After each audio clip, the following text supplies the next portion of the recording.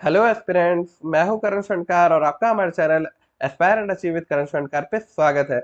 यार, कल मैंने सबसे पहले वीडियो बनाया कि एसएससीजीएल 2022 में कंप्यूटर का जो हम लोग का क्वालिफाइंग पेपर हुआ है उसमें नॉर्मलाइजेशन होगा कि नहीं, और साथ ही टाइपिंग में आपके एरर्स कैसे काउंट होंगे, और अगर आपने 2000 की डिप्रेशन नहीं किए तो आपको कितना परसेंटेज एरर अलाउड है, अगर वो भी करते हैं आप तो आप कैसे क्वालिफाई करेंगे, ये सब से रिलेटेड कल मैंने वीडियो बनाया। तो उस वीडियो के बाद बहुत सारे कैंडिडेट्स को ये इशू आ रहा था कि यार हायर सीपीटी और डीएसटी कौन कौन से पोस्ट के लिए कंपलसरी, ये जानना भी बहुत जरूरी है ना कि हायर सीपीटी और अब जो आपका डीएसटी क्वालिफाइंग स्टैंडर्ड्स है वो किस किस पोस्ट के लिए हायर वाला है। ठीक है, तो इस वीडियो में मैं आपको वही चीज बताने जा रहा हूँ कि हायर सीपीटी और हायर डीएसटी क्वालिफाइंग स्टैंडर्ड्स आपके कौन कौन सी पोस्ट के लिए रहेंगे। ठीक है, और बहुत सारे यूट्यूब में मैंने वीडियोस देखे, इससे रिलेटेड बहुत लोगों ने बहुत गलत इन्फॉर्मेशन भी दिया हुआ है और बहुत लोगों ने हाफ इन्फॉर्मेशन दिया है, जिससे कि बच्चों में बहुत सारा कंफ्यूजन है। तो इस वीडियो में अपना बेस्ट देने की कोशिश करूंगा आपका सारा डाउट्स क्लियर करने के लिए इससे रिलेटेड, और साथ ही में सबसे बड़ा क्वेश्चन जो है कि क्या हायर सीपीटी पीएसए के लिए भी रिक्वायर्ड है, इस वीडियो में मैं आपको क्लियर कट बताऊंगा। एसएससी के नोटिफिकेशन से सारा इन्फॉर्मेशन आपको दिखाऊंगा और पीपीटी में दिखाऊंगा आपको अच्छे से, और साथ ही समझाऊंगा सब अच्छे से। अगर आप ये वीडियो पूरा अंत तक देख लेते हैं तो आपको इससे रिलेटेड कोई भी डाउट नहीं बचेगा। वीडियो अगर अच्छा लगेगा तो वीडियो को लाइक करके अपने पहला स्प्रेड में शेयर जरूर कर देना, और साथ ही हमारे चैनल को सब्सक्राइब करके रख लेना ताकि आपको ऐसे ही यूजफुल एसएससी कंटेंट मिलते रहे। ठीक है, चलिए वीडियो शुरू करते हैं। सबसे पहले मैंने जब एसएससी का नोटिफिकेशन खोला और उसमें जो सीपीटी के बारे में देखा, तो उसमें सबसे पहला इन्फॉर्मेशन ये मेंशन था कि जिस पोस्ट के लिए भी सीपीटी आपका कंपलसरी है, और जहां पे या तो डीएसटी कंपलसरी किया गया है एक्चुअली अलग से बोल के, जैसे कि tax assistant in CBIC, tax assistant in CBDT या UDC SSA and central bureau of narcotics, ये सब के बारे में वहां पे higher qualifying standards will be set in comparison to other post. मतलब जहां पे भी आपका सीपीटी है वहां पे तो हायर क्वालिफाइंग स्टैंडर्ड्स ऑटोमेटिकली लग जाना है। इसका मैं और एक अगला प्रूफ आपको यहाँ दिखाता हूँ, देखिए।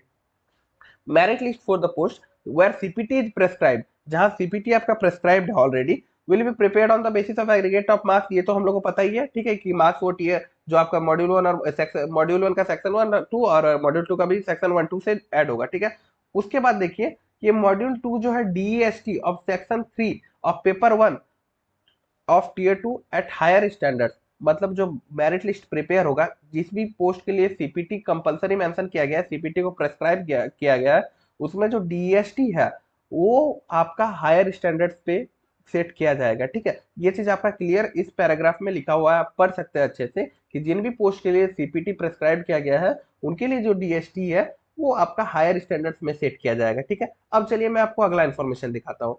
देखिए, merit list for all other post will be prepared on the basis of aggregate marks. ये टीयर वन मतलब जो टीयर टू में आपका पेपर वन पेपर टू और वो जो पेपर थ्री पेपर फोर है, ठीक है, उससे आपका होगा, और वो आपका normal qualifying only subject to qualifying qualifying of section three, यहाँ पे आपका हायर क्वालिफाइंग स्टैंडर्ड्स की जरूरत नहीं पड़ेगा।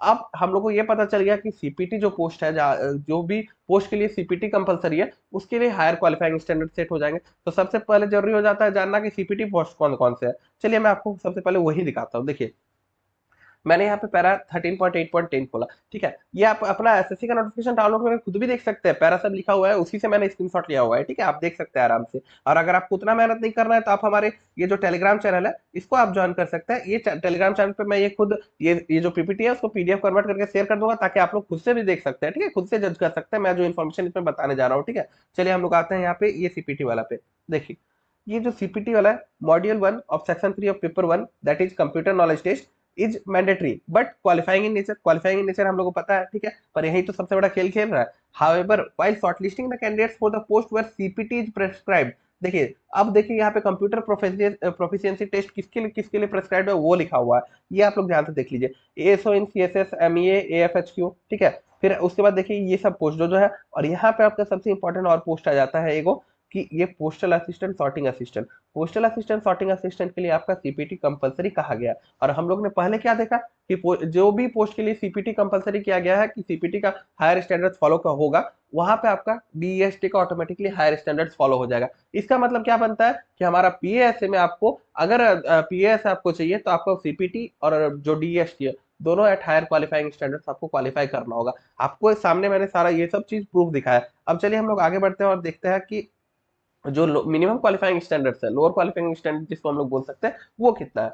देखिए, लोअर क्वालिफाइंग स्टैंडर्ड तो एसएससी ने क्लियरली मेंशन करके रखा हुआ है कि यूआर के लिए 20% है, और ओबीसी ईडब्ल्यूएस के लिए 25%, और सारे अदर कैटेगरीज के लिए 30% है, जो कि बहुत बड़ा लीनियंसी है। आराम से कोई भी इतना में कर लेगा जिसको थोड़ा बहुत अच्छे से टाइपिंग आता है तो, ठीक है। अब मेन बात आता है हायर क्वालिफाइंग स्टैंडर्ड क्या सेट किया जाएगा। मैंने एसएससी के नोटिफिकेशन में पूरा देख लिया, उन्होंने मेंशन नहीं किया है कि कितना हायर क्वालिफाइंग स्टैंडर्ड होगा।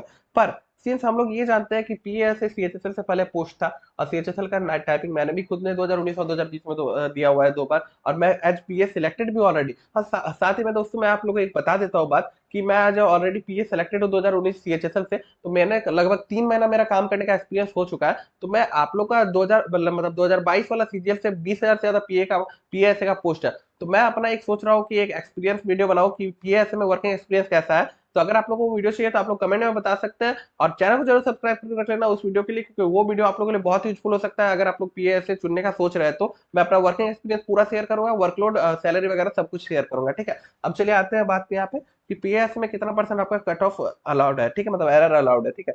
देखिए पीएएसए में जो होता है आपका 7% यूआर के लिए अलाउड होता है, और 10% बाकी इधर ऑल अदर कैटेगरीज के लिए अलाउड होता है, ठीक है। ये चीज आपका पीएसए के लिए होता है, ठीक है, और एलडीसी के लिए जो था। तो ये एक हो सकता है। दूसरा आपका होता है cut off percentage for mistakes in DST for DO department other than CAG, ठीक है। तो इसके लिए थोड़ा और हायर क्वालिफाइंग स्टैंडर्ड्स होता है, आपका 5% यूआर के लिए अलाउड होता है, और बाकी के लिए 7%।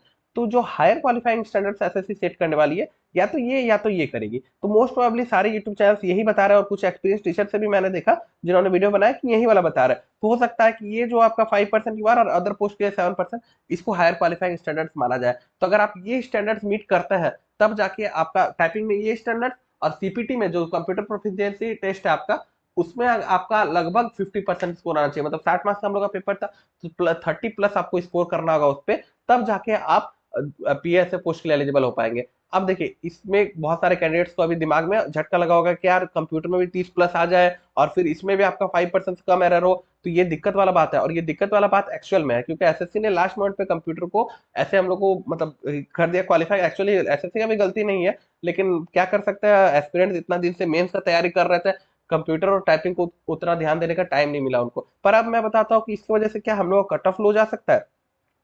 तो देखिए इसमें अगर हम लोग लॉजिकली सोचे तो चांसेस है कि आपका कट ऑफ लो जा सकता है। क्यों जा सकता है? क्योंकि बहुत सारे ऐसे एस्पिरेंट्स हैं जिन्होंने 270 से 290 के बीच स्कोर किया होगा। पर क्या आपको लगता है पेपर जैसे कंप्यूटर के बाद सब आके बता रहे थे कि कंप्यूटर में पक्का वो हायर क्वालिफाइंग स्टैंडर्ड्स को क्वालिफाई कर जाएंगे या 30+ ले आ जाएंगे, ठीक है। क्या क्या आपको लगता है कि सारे कैंडिडेट्स का टाइपिंग इतना अच्छा गया होगा कि वो उनका 5% से कम एरर हो?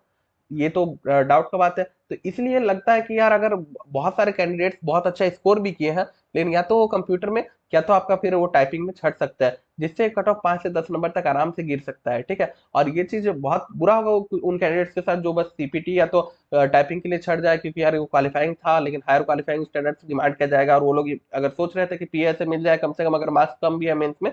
पर यार अगर आप लोग क्वालिफाई नहीं किए हो सही से टाइपिंग और सीपीटी में, तो दिक्कत हो सकता है आप लोग को।